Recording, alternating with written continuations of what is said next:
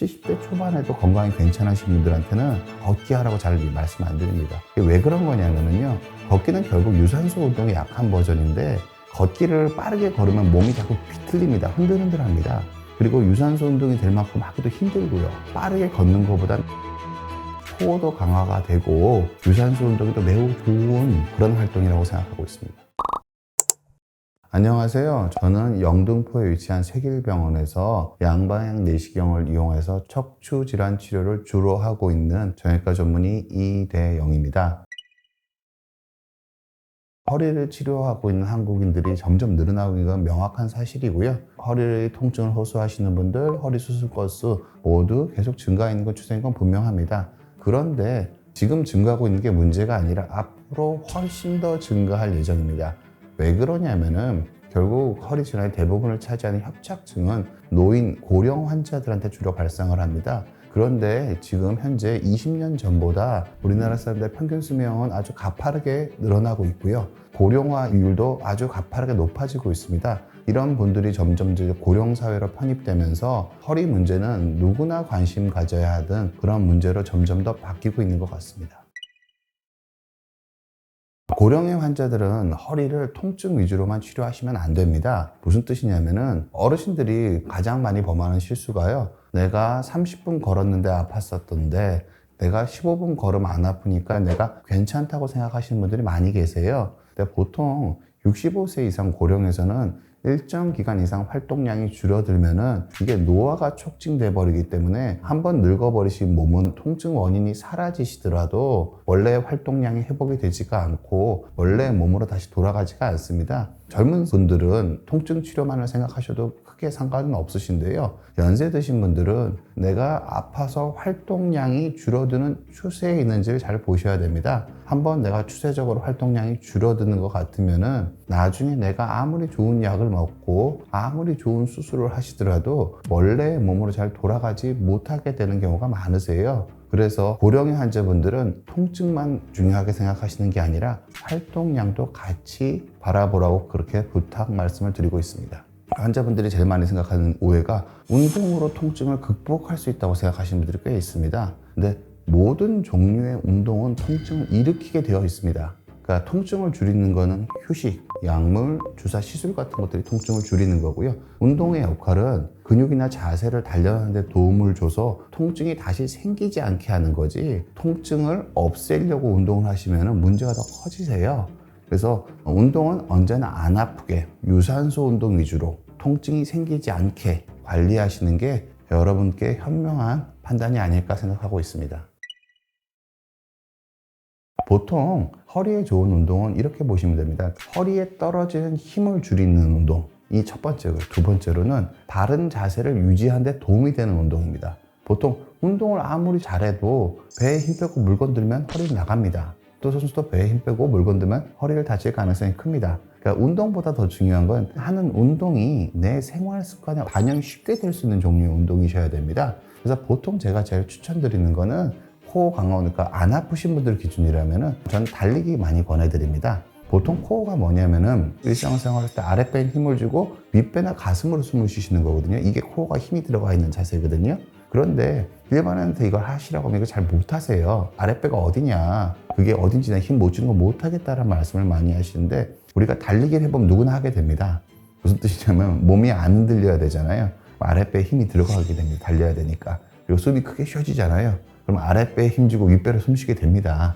저는 천천히 달리기, 결코 빠르게 달리기가 아니라 거의 보행하는 속도 수준에 가까운 천천히 달리기가 코어를, 허리를 보호하는데 가장 좋은 운동이라고 생각합니다. 자세도 저절로 달라집니다. 저는 물론 아픈 분들한테는 어떻게 말씀을 처음에 똑바로 서는 연습 먼저 시킵니다. 특히 허리 수술하시고 코어가 약하신 분들은 똑바로 서는 연습 먼저 시키고요. 그 다음에 그 핀 몸으로 걷는 연습을 시킵니다.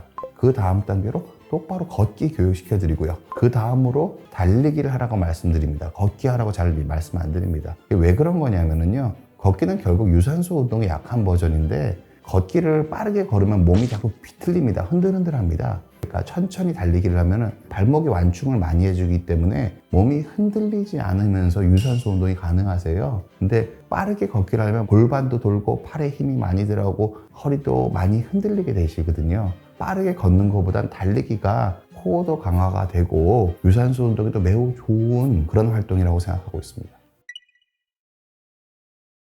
일상생활에서 허리 통증을 줄일 수 있는 가장 확실한 방법은 여러분 모두가 알고 있습니다. 보통은 우리가 아랫배 코어에 힘이 잘 들어가 있으면 허리가 잘 안 망가지거든요. 우리가 이걸 모두가 알고 있다는 건 어떻게 확인이 되시냐면요. 우리가 애기들도 누가 밀려고 하면 배에 힘을 딱 줍니다. 무슨 뜻이냐면 배에 힘이 안 들어가 있으면 내가 밀 때 다친다는 걸 몸이 본능적으로 알고 있는 거예요. 즉 배, 코어에 힘이 잘 들어가 있으면 허리에 떨어진 힘을 줄일 수가 있습니다. 반대로 얘기를 하면은 자세가 아무리 좋아도 배에 힘을 빼고 있으면 누가 밀면 다칩니다. 따라서 언제나 코어에 힘을 주는 습관이 가장 우선이 되어 있습니다. 코어에 힘이 잘 들어가 있는 상태가 잘 유지가 되면은 힘든 일을 좀 하시더라도 자세가 상대적으로 건전하지 못하더라도 허리가 망가질 확률이 훨씬 더 적어지시는 게 맞고요. 두 번째로는 자세가 바른 것도 중요합니다. 문제는 일반적으로 자세를 바르게 하기 위해서 코어에 힘을 안 주고 윗팔의 근육만 써서 자세를 껍데기 형태만 좋은 상태로 유지를 하면은요, 내가 다른 신체 활동에 들어가는 순간 그 자세가 무너집니다. 그래서 다른 데 다 힘을 빼고 코어에만 힘을 줘서 자세를 잘 유지할 수 있는 습관을 가지시는 게 허리 건강에 매우 중요하고요. 마지막으로 한 가지나 말씀을 드리면은 결국은 어르신들 협착증 걸리신 분들 보면은 걷기 운동은 열심히 하시는데 제자리에서 체중 이동을 해보라고 몸이 흔들리시는 부분들이 되게 많습니다. 그게 결국 뭐냐면은요, 흔들려도 아프지 않고 나는 잘 걸으니까 상관없다고 말씀을 하시는데 그게 그렇지가 않습니다. 허리에 흔들림이 계속 있으시면서 걸게 되면은 허리가 지금 당장은 아프지 않더라도 조직의 파괴를 이르게 됩니다. 그래서 우리가 일상생활할 때 코어에 힘을 잘 주고 몸의 흔들림을 잘 제어할 수 있는 것들이 매우 중요한 습관이 되겠습니다. 수술은 어떨 때만 생각을 하는 거냐면요, 아픈 걸 해결하기 위한 수단으로 수술하는 거는 저는 적절하지 않다고 생각합니다. 수술은 어떨 때 하는 거냐면요, 지금 안 하고 나중에 하게 되면 문제가 더 커질 때, 무슨 뜻이냐면은 마비가 어느 정도 진행되고 나서 수술을 하고 나면은 원래 상태로 돌아오지 않습니다. 그리고 몸이 늙어가는 과정에서 노화가 처음에 조금 진행될 때 수술을 해주면 조금 노화가 된 상태에서 천천히 다시 노화의 길을 걷게 되는데, 시간이 지나다 보면 너무 많이 노화가 진행된 상태에서 수술을 하게 되면 이 떨어진 노화의 상태에서 또 다시 천천히 노화가 진행되게 되는 겁니다. 그래서 허리 수술은 아플 때 생각하시는 게 아니라 내 몸의 활동량이 줄어드는 추세에 있을 때 생각하시는 게 좋고요. 두 번째는 다리에 마비가 동반될 때, 근력이 떨어지실 때. 세 번째는 자세 유지가 안 될 때, 언제나 꾸부정한 자세로 내가 자꾸 다녀야 된다. 어르신들 보면은 너무 굽히고 다니시는 분들이 많은데 그러면서 난 안 아프다고 말씀하시는 분들이 많으시거든요. 실은 그런 부분들은 통증을 크게 못 느끼지만 그런 자세가 취해지는 게 환자분들 척추 구조를 돌이킬 수 없게 나쁘게 만드는 부분들이기 때문에 비가역적 변화의 초기에 수술하시는 게 합당하다고 생각을 하고요. 나머지 한 가지 추천드리는 거는 내 사회적 기능을 못할 정도가 되시면은 유압술 기준이 아니고 내시경 치료가 숙련된 선생님이 하시는 거 기준으로는 수술적 치료를 고려해 보셔도 괜찮지 않나, 그렇게 말씀드립니다.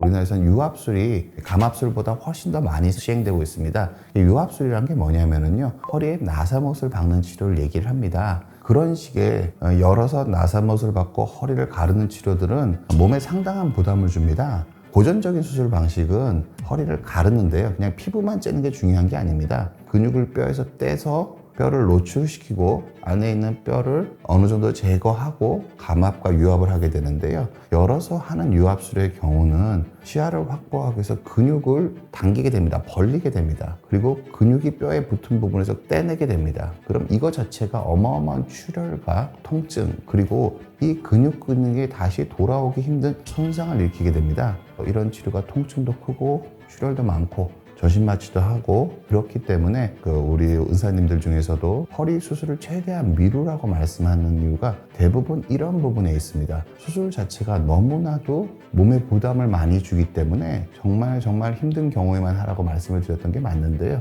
요새는 조금 제가 하는 치료 방식 같은 경우에는 그런 것이랑 좀 궤를 달리하는 면이 있는 것 같습니다. 요새 허리가 불편하신 분들 이름 들어보셨을지도 모르겠는데요, 척추 내시경 방법이 매우 많이 발달하고 있고요.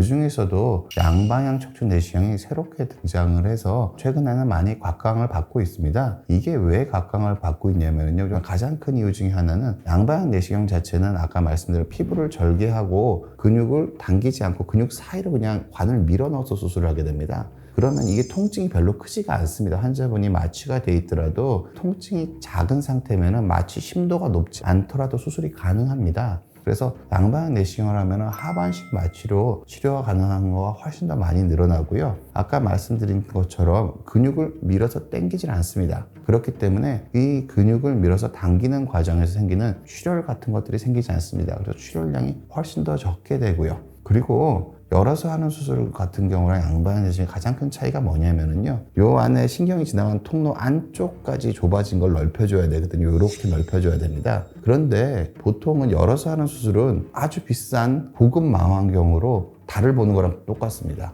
어마어마하게 좋은 망원경으로 달을 보는데 이 안쪽에 이 부분을 보려면 이 위쪽의 뼈를 삭제해야 됩니다. 그래서 이걸 삭제하지 않으면 옆으로 봐야 되는데, 그래서 위에서 아래로 보는 방법에서 많이 벗어나기가 어렵기 때문에 열어서 수술할 때는 이 구석구석 안쪽까지 감압하기가 어렵습니다. 상대적으로. 양방향 내시경 같은 경우에는 저 안에 카메라를 넣어서 안에서 봅니다. 안에서 보고 이 안에서 퍼진 시야로 보기 때문에 이 안쪽에 있는 것들을 위쪽에 뼈를 제거하지 않고 옆에서 보는 식으로 다 제거를 할 수가 있습니다. 그래서 뼈를 훨씬 더 적게 건드리면서 똑같은 신경을 안 눌리게 해주는 감압의 효과를 발휘할 수가 있습니다. 그래서 양방향 내시경을 하게 되면 유압술의 비중이 확 줄어들게 됩니다. 이런 식으로 치료를 하기 때문에 출혈도 적고 통증도 적고, 그래서 노화를 촉진하는 요소가 훨씬 더 적다고 말할 수가 있습니다. 제가 저희 어머니를 3마디 수술을 했고요. 보통은 제가 90세 어르신도요, 80세 어르신도 수술하고 1박 2일이면 걸어서 집에 가십니다. 대부분은.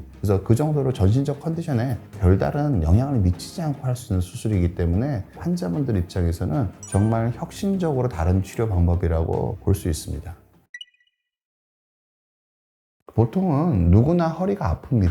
그러니까 보통 환자분들한테 통증이 있으시면은 나를 보호하는 계기로 삼으셨으면 합니다. 대부분의 통증이 있으실 때, 그러니까 허리는 어느 한순간에 아픈 경우는 매우 적습니다. 대부분 아프다, 좀 내가 무심했다가 더 아파지는 경우가 많습니다. 처음에 아팠을 때 약이나 주사보다는 내가 어떻게 할 때 더 아픈지 곰곰이 생각해 보시는 게 매우 중요합니다. 그래서 일단 내가 어떻게 할 때 더 아픈지 찾아서 그 행동을 줄이시는 게 중요합니다. 제가 예를 들어서 설명하면 이렇게 설명을 드려요. 내가 10kg를 들 때 아프다는 걸 아시는 분이 있어요. 작업하시는 분이. 그러면 이걸 설명하실 수 있는 분은 어떻게 대응하면 되시냐면요, 2번에 나눠서 5kg씩 드시면 됩니다. 그럼 작업은 거의 비슷하게 하지만 허리가 다시 안 아파지실 수 있으세요. 운이 좋으면 평생 안 아프실 수도 있습니다. 그런데 이걸 설명 못 하시는 분은 내가 왜 아픈지 모르고 일은 해야 되니까 병원에 가서 주사를 맞고 약을 먹고 계속 10kg씩 드세요. 주사를 맞고 약을 먹었으니까 내가 10kg는 들어지겠지만 허리는 더 망가지고 있을 가능성이 큰 겁니다. 그래서 좀 불편하고 조금 아플 때 내가 생활 습관으로 해결하려는 노력을 하시는 게 정말 중요한 습관이시고요. 그리고 아까 말씀드렸던 달리기는 고령화 시대, 원래 50세가 넘어가면은 근 감소가 누구나 시작하기 때문에 유산소 운동을 꾸준히 해주지 않으면은 노후가 매우 힘들어질 가능성이 큽니다. 우리 모두가 돈이 많건 부자건 똑똑하건 또 그렇지 않던 모두가 힘들어지실 가능성이 크기 때문에 조금 소극적으로 안 아프게 하는 대응이 아니라 내가 좀 더 지속 가능하고 내가 좀 더 장래를 봐서 건강해질 수 있는 방향으로 대응하셨으면 합니다.